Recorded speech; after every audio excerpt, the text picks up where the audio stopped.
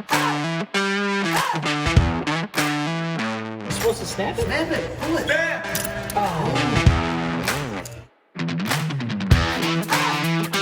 This literally just arrived today. And we show him the boat, Logan. Oh, God.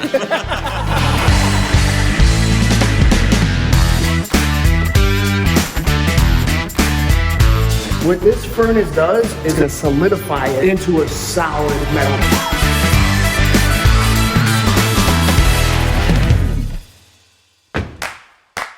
Dream, paw prints and bone fabric, and we can make like a bandana out of it. For our first unboxing from slant3d.com. Props to everyone at slant3d.com. They sent this to us for your sponsorship and helping us out. None of this would happen without Rapedia. So first thing, let's check this out. It looks cool. One of the things that I see about this right away is the items right here are 3D printed. Again, just by the looks of it, it just looks amazing. And we're gonna set this bad boy up right away.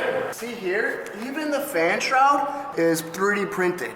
First looks badass, but we need to plug it in.